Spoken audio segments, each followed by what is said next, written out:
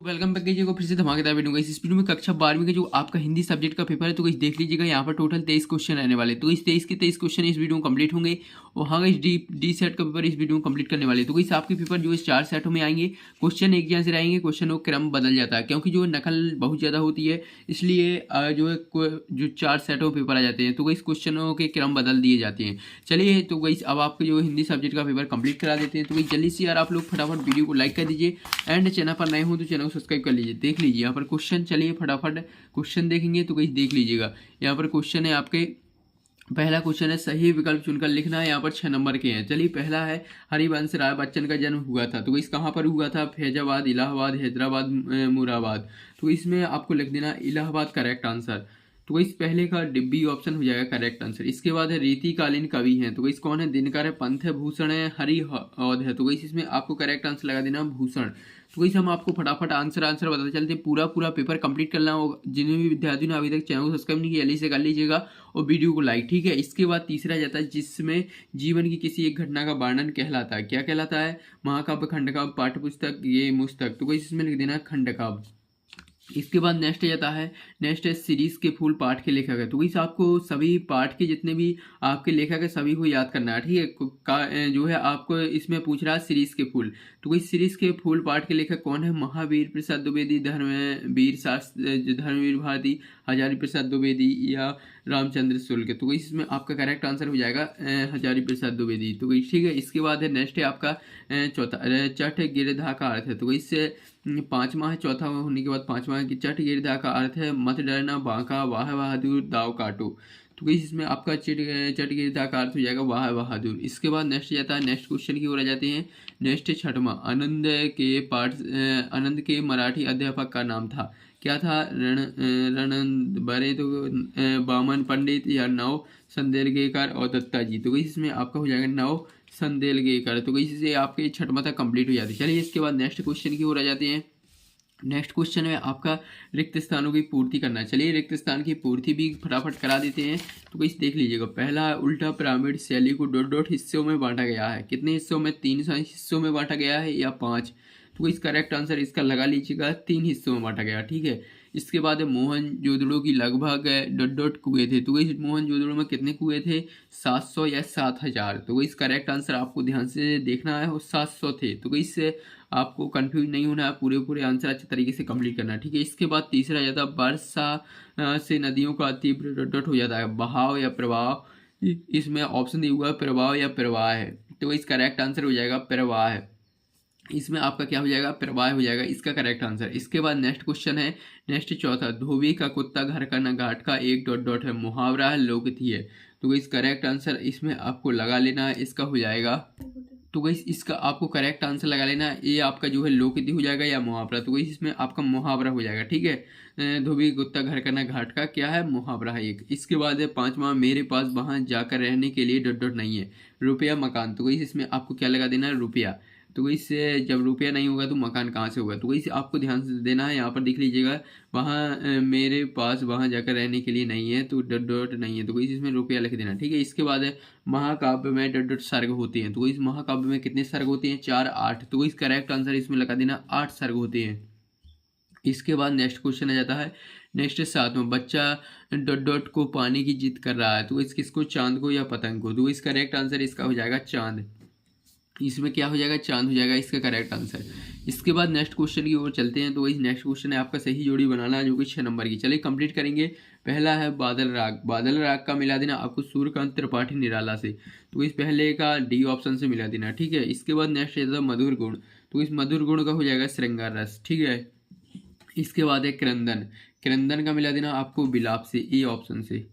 इसके बाद नेक्स्ट जाता है चौथा, भाव विस्तार, भाव विस्तार का हो जाएगा, भाव विस्तार का मिला देना पल्लवन से। तो इस ठीक है। इसके बाद है नेक्स्ट है आपका 5वां, 5वीं में इसमें हो जाएगा आपका बैठने लगा। तो इसमें 5वां यहाँ से। इसके बाद है 6वां, भारत में इंटरनेट। तो इस भारत में इंटरनेट जो 1995 में शुरू हुआ था। तो इसी आपका जो है सही जोड़ियाँ कंप्लीट हो जाती हैं और 6 नंबर भी कंप्लीट हो जाती है। इसके बाद नेक्स्ट क्वेश्चन की ओर चलते हैं।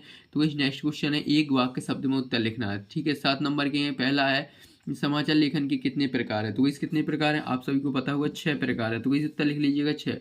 दूसरा है कविता के लिए चित्र भाषा पर किसने जोर दिया, तो इस किसने दिया था, राफेल ने दिया था। तो इस उत्तर इसका हो जाएगा राफेल। इसके बाद तीसरा जाता है सिंधु सभ्यता की ईंटों की बनावट का अनुपात क्या है, तो इस जो ईंटों की बनावट का अनुपात है वो 4:2:1 है। तो इस उत्तर लिख लीजिएगा। इसके बाद चलिए नेक्स्ट क्वेश्चन चलते हैं। यहाँ पर इसके बाद है आपका तीसरा तक कंप्लीट हो जाता है इस पेज पर। इसके बाद जाता है चौथा। चलिए अब चौथा कंप्लीट करेंगे। तो इस यहाँ पर देख लीजिए चौथा क्वेश्चन आपका क्या कह रहा है। चौथा क्वेश्चन है छोटे छोटे वाक्यांश, जो छोटे छोटे वाक्यांश होते हैं वो क्या कहलाते हैं, क्या कहलाते हैं, मुहावरे कहलाते हैं। तो इसमें लिख देना मुहावरे। इसके बाद नेक्स्ट क्वेश्चन की ओर है। नेक्स्ट है गुड़ धानी का क्या अर्थ है, तो इस गुड़ और चने से बना लड्डू, गुड़ चने से बना लड्डू। तो इसे ये आपका हो जाएगा उत्तर, गुड़ चने से बना लड्डू। तो इसे आपका जो है पांचवा का उत्तर है। इसके बाद है छठवां रस के अंग के नाम। तो इस रस के अंग 4 हो जाएंगे, भाव, विभाव। आपको लिख देना रस के अंग 4 होते हैं। पहला हो जाएगा भाव, दूसरा हो जाएगा विभाव, तीसरा हो जाएगा अनुभाव। तो इसमें तीसरे में लिख देना अनुभाव। चौथा हो जाएगा आपका संचारी भाव। तो वैसे आपके रस के अंग 4 हो जाते हैं, स्थायी भाव। तो वैसे इसके बाद आ जाता है सातवां। तो इस कवि ने अपने खेतों में कौन सा बीज बोया है, तो इसका विचार का बीज बोया है। तो इसमें लिख देना विचार का। इसके बाद नेक्स्ट देखेंगे, नेक्स्ट क्वेश्चन की ओर चलते हैं। तो इसमें आपका पांचवा आ जाता है। पांचवा देख लीजिएगा। पांचवा क्वेश्चन क्या कह रहा है, निम्नलिखित कथनों में सत्य सत्य लेख का चयन कर लिखना, जो कि 6 नंबर की। चलिए कंप्लीट करेंगे। पहला शरद ऋतु फूलों को पार करती हुई आई, तो इसका लगा लेना आपको सत्य। इसके बाद है दूसरा है भयानक रस का रंग काला माना गया है, तो यस बिल्कुल राइट है। इसके बाद है कवित्व का एक वर्णिक छंद है, तो इसी आपका असत्य हो जाएगा। इसके बाद है चौथा जूझ कहानी गोदान उपन्यास का अंश है, तो इसी आपका असत्य हो जाएगा। इसके बाद है सिल्वर वेडिंग, यह उत्सव विवाह के 25 वर्ष होने पर मनाया जाता है, तो इसी आपका सत्य हो जाएगा। इसके बाद पत्रकारिता लेखन की भाषा सरल होती है, तो इस बिल्कुल सत्य है, सरल होती है। इसके बाद चलिए अब आपके प्रश्न देख लेते हैं। तो इसी रहे आपके प्रश्न देख लीजिए। चिड़ियों के पैरों में चंचलता किस कारण आ जाती है, अथवा थका हुआ पंथी किस कारण जल्दी जल्दी चलता है। अब आ जाता है नेक्स्ट सातवां है उषा का जादू क्या है और क्यों टूट रहा, अथवा दिव्या है स्वप्नों के संसार से कवि का क्या आशा है। इसके बाद आठवां स्थायी भाव किसे कहते हैं, अथवा देखेंगे आठवां का। आठवां जो है आठवां का अथवा हो जाता है करुण रस की परिभाषा उदाहरण सहित। इसके बाद नौवां है काव्य किसे कहते हैं, अथवा खंड काव्य किसे कहते हैं। ठीक है। इसके बाद आ जाता है दसवां में देख लीजिएगा आपका है भक्तिन का वास्तविक नाम क्या था, वह अपने इस नाम को क्यों छुपाती रही, अथवा दीवार लगन न चुकाने पर जमींदार ने भक्तिन को क्या सजा दी। इसके बाद 11वां देख लीजिएगा लेखक के पड़ोस में रहने वाले भगत जी क्या काम करते थे, अथवा दीवार लुट्टन का बचपन कैसा था। इसके बाद 12वां है मुहावरा किसे कहते हैं, अथवा दीवार लोकोक्ति किसे कहते हैं, लिखिए। 13वां है मिश्रित वाक्य किसे कहते हैं, लिखिए। चलिए इसके बाद नेक्स्ट क्वेश्चन की ओर चलते हैं। तो वही सिरा आपका 13वां का अथवा। तो इस अथवा में है संयुक्त वाक्य किसे कहते हैं। फिर आ जाता है आपका 14वां। 13वां के बाद 14वां सिल्वर वेडिंग का आयोजन क्यों हुआ था। इसके अथवा दिवस फ्रिज के संबंध में श्रीधर बाबू के क्या विचार थे, अथवा फिर इसके बाद 15वां लाइफ के बारे में लिखिए और इसमें है डेडलाइन किसे कहते हैं। इसके बाद देखेंगे आपका जो है 16वां तुलसीदास अथवा रघुवीर सहाय की 2 आपको रचना लिखना, भावपक्ष कला पक्ष साहित्य में स्थान। इसके बाद आ जाता है 17वां महादेवी वर्मा अथवा हजारी प्रसाद द्विवेदी की 2 रचना भाषा शैली और साहित्य में स्थान भी लिखना है, देख लीजिएगा साहित्य में स्थान। इसके बाद है लोकहित और मुहावरे में अंतर, अथवा निगवा राजभाषा और राष्ट्रभाषा में अंतर। ठीक है। इसके बाद है यहाँ पर ये आपका आपटित पद्यांश है, तो इस देख लीजिएगा इसके क्वेश्चनों के आपको आंसर बताना है। इसके बाद अथवा दिया गद्यांश, तो इसके क्वेश्चनों के आंसर आपको बताना है। ठीक है। चलिए अब नेक्स्ट पेज पर चलते हैं।